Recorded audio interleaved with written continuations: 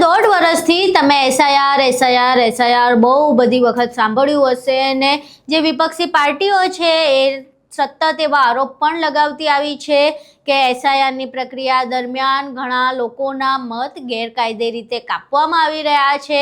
એક સમુદાયને ટાર્ગેટ કરવામાં આવ્યો છે અને એમના મત ગેરકાયદે રીતે કાપવામાં આવી રહ્યા છે। આ સમાચાર સતત તમે સાંભળ્યા હશે અને જે સ્થાનિકો છે તેમના દ્વારા પણ ક્યાંક ને ક્યાંક એવા આરોપો લગાવવામાં આવ્યા હતા કે એસઆઈઆરની પ્રક્રિયા બાદ મતદાન યાદીમાંથી તેમનું નામ કમી થઈ ગયું હતું અથવા નીકળી ગયું હતું અથવા કોઈકે ખોટી રીતે વાંધા અરજીઓ કરી હતી એટલે તેમનું મતદાર યાદીમાંથી નામ કમી થઈ ગયું હતું। આ બધા સમાચાર તમે સાંભળ્યા હશે, પરંતુ જ્યારે સ્થાનિક સ્વરાજની ચૂંટણીની ગુજરાતમાં જાહેરાત થઈ અને જ્યારે અમે ગ્રાઉન્ડ ઉપર ઉતર્યા ત્યારે અમને એસઆઈઆર સિવાયની એવી 2 પ્રક્રિયા વિશે ખબર પડી જેના કારણે લોકોનો મતદાનનો અધિકાર છીનવવામાં આવી રહ્યો છે। જી હા, આખી જે બાબત છે તેના વિશે વિગતે ચર્ચા કરવી છે। નમસ્કાર, તમે જોઈ રહ્યા છો ચક્રવાત ન્યૂઝ, હું આપની સાથે હેમલ।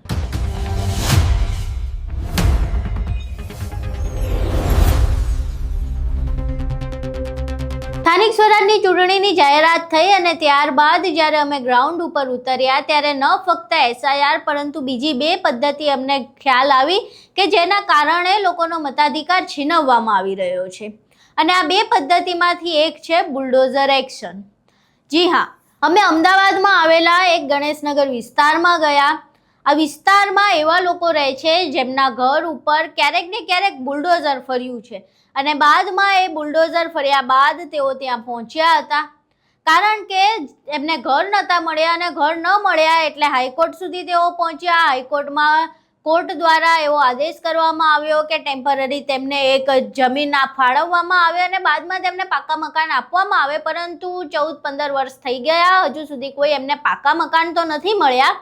પરંતુ આ જે બુલડોઝર ફર્યું તેના કારણે તેમનો જે વોટ આપવાનો અધિકાર હતો એ પણ ક્યાંક ને ક્યાંક છીનવાઈ ગયો।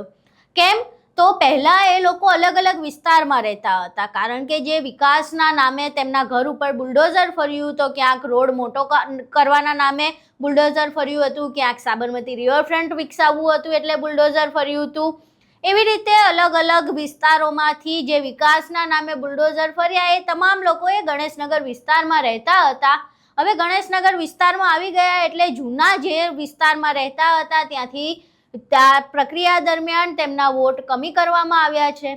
એવું સામે આવ્યું કે એ લોકો જ્યારે ત્યાં જાય છે વોટનું તો એવું કહેવામાં આવે છે કે તમે અહીંયા નથી રહેતા એટલે અહીંયા તમારે મત નથી આપવાના અને જે ગણેશનગર વિસ્તારમાં રહેવા આવ્યા છે તો ત્યાં હજુ સુધી તમામ લોકોને મતાધિકાર મળ્યો નથી। અમુકના ચૂંટણી કાર્ડ નથી આવ્યા, અમુકના મતદાર યાદીમાં નામ નથી આવ્યા, એટલે મોટા ભાગના જે લોકો છે એ ત્યાં વોટ ક્યાં આપવો એની મૂંઝવણમાં છે અને આડકતરી રીતે કહીએ તો એમનો મતાધિકાર છીનવાઈ ગયો છે કારણ કે તેઓ જ્યાં જૂની જગ્યાએ પહેલાં મતદાન કરતા હતા ત્યાં જાય તો પણ એ સીધી રીતે કે આડકતરી રીતે ક્યાંક એવું જ છે કે એમની સમસ્યાનું શું, કારણ કે એ લોકો રહે છે ગણેશનગર વિસ્તારમાં અને જૂના વિસ્તાર એનાથી બહુ બધા કિલોમીટર દૂર છે, ત્યાં બેઠકો પણ બદલાઈ જાય છે તો ત્યાં વોટ આપીને એ શું કરશે કારણ કે સમસ્યા તો તેમને આ વિસ્તારમાં પડી રહી છે જ્યાં તેઓ રહે છે, એટલે ક્યાંક ને ક્યાંક એમના વોટનો જે આડકતરી રીતે જે છે એ અધિકાર છીનવી લેવામાં આવ્યો છે। કોઈકના ચૂંટણી કાર્ડ નથી આવી રહ્યા, કોઈના મતદાર યાદીમાં નામ નથી આવી રહ્યા, કોઈના એડ્રેસના કારણે ડખા ચાલી રહ્યા છે, એટલે આ રીતે જ્યારે બુલડોઝર ફરે એટલે લોકોનો મતાધિકાર ક્યાંક ને ક્યાંક છીનવાઈ જાય છે। બીજી પ્રક્રિયા જે ખબર પડી કે મતદાનનો અધિકાર છીનવવાનો તો કેવી રીતે છીનવવાનો, તો ચૂંટણીની જે બેઠકો છે એને બિનહરીફ જાહેર કરાવાઈ દેવાની। જી હા, જે પ્રમાણેની બેઠકો બિનહરીફ જાહેર થઈ રહી છે અત્યાર સુધીમાં સામે આવ્યું છે કે 500થી વધુ બેઠકો બિનહરીફ જાહેર થઈ ગઈ છે, એટલે આ 500થી વધુ જે બેઠકો છે ત્યાં જે લોકો છે, જે સ્થાનિકો છે તે હવે મત આપી શકવાના નથી, તેમનો મતાધિકાર છીનવાઈ ગયો કારણ કે ત્યાં તો ઓલરેડી વગર મત માંગીએ લોકો જીતી ગયા છે। અને આવો એક વિડીયો વાસણામાંથી સામે પણ આવ્યો કે જ્યારે મત વગર જીતી ગયા ઉમેદવાર અને બાદમાં જ્યારે જે સ્થાનિકો છે તેમણે પ્રશ્ન પૂછ્યો કે અમારે તો ગંદુ પાણી આવે છે, અમારે ગટરનું પાણી આવે છે, તો નેતાજી રોષે ભરાઈ ગયા અને ધીમે બોલ એમ કરીને નીકળી ગયા ત્યાંથી કે તારે સાંભળવું જ નથી તો મારે વાત કરવી નથી, આવું કહીને નેતાજી તો નીકળી ગયા। પરંતુ જો કદાચ એવું બન્યું હોત કે હરીફાઈ થઈ હોત અને આવી રીતે બિનહરીફ બેઠક જાહેર ન થઈ હોત તો નેતાજી ભૈસાબ બાપા કરતા મતદારો પાસે જાત, પગે બી કદાચ પડી લેત કે ભાઈ અમને વોટ આપજો. પણ હવે ક્યાં વોટ લેવાની જરૂર રહી? હવે તો ચૂંટણી બિનહરીફ થઈ ગઈ એટલે નેતાજી નીકળી ગયા. અને આવું કદાચ દરેક જગ્યાએ હવે જોવા મળશે, કારણ કે હવે લોકો પાસે મતાધિકાર રહ્યો નથી જેટલી બેઠકો બિનહરીફ જાહેર થઈ છે. લોકોના આડકતરી રીતે હાથ, પગ, કાન કાપી દેવામાં આવ્યા છે. લોકોની પાસેથી એ અધિકાર છીનવી લેવામાં આવ્યો છે કે લોકો પૂછી શકે કે અમે તમને વોટ કેમ આપીએ.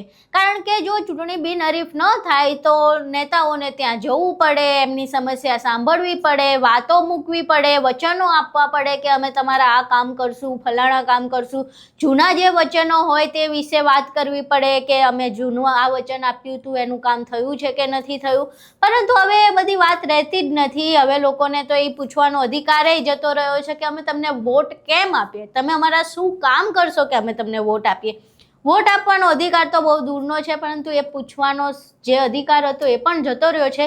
લોકો પાસે હવે ખાલી એક આંખો બચી છે જે જોઈ રહ્યા છે કે કેવી રીતે લોકશાહીની મજાક બની રહી છે ગુજરાતમાં. અને આ બસ બેઠા બેઠા જોયા રાખે છે, કારણ કે વોટ આપવાનો અધિકાર રહ્યો નથી. એટલે જે પ્રમાણે એસઆઈઆર ગાવામાં આવતું હતું, પરંતુ ગુજરાતમાં પરિસ્થિતિ એવી છે કે ફક્ત એસઆઈઆરથી વોટ કમી કરવામાં નથી આવતા કે બુલડોઝર પણ ફરી જાય અને ચૂંટણી જે છે એ બેઠકો બિનહરીફ પણ થઈ જાય, ને સીધી નહીં તો આડકતરી રીતે પરંતુ લોકોનો જે મતાધિકાર છે એ છીનવાઈ જાય. એટલે ક્યાંક એવું પણ લાગી રહ્યું છે, જે રાજકીય વિશ્લેષકો છે તેમને એવું ક્યાંક લાગી રહ્યું છે કે જ્યાં જ્યાં પાર્ટી હારવાની હોય અથવા જ્યાં કદાચ લોકોના પ્રશ્નોના જવાબ ન આપી શકવાના હોય તેવી જગ્યાએ બેઠકો બિનહરીફ કરાવી દેવાના. સામ દામ દંડ ભેદ કરીને બેઠકો જ્યારે બિનહરીફ થઈ જાય અને નેતાઓ જીતી જાય પછી તો શું, પછી 5 વર્ષ ક્યાં આપણે સામું જોવાનું. એટલે જે એસઆઈઆર હતું, પરંતુ એસઆઈઆર સિવાયની 2 પદ્ધતિ અમને ગ્રાઉન્ડ ઉપરથી જાણવા મળી છે કે ફક્ત એસઆઈઆર નહીં, 3 એવી પદ્ધતિ છે જેના કારણે લોકોનો મતાધિકાર છીનવાઈ રહ્યો છે. અને આ તમામ વસ્તુઓ ચૂંટણી પંચ મૂક પ્રેક્ષક બનીને જોઈ રહી છે.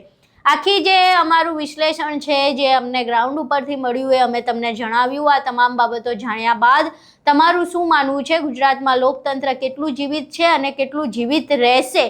તમારા મંતવ્યો અમને કોમેન્ટ બોક્સમાં જરૂર જણાવજો. વિડીયો પસંદ આવ્યો હોય તો વિડીયોને લાઇક કરજો, શેર કરજો અને અમારી ચેનલને સબસ્ક્રાઈબ કરવાનું ભૂલશો નહીં. નમસ્કાર.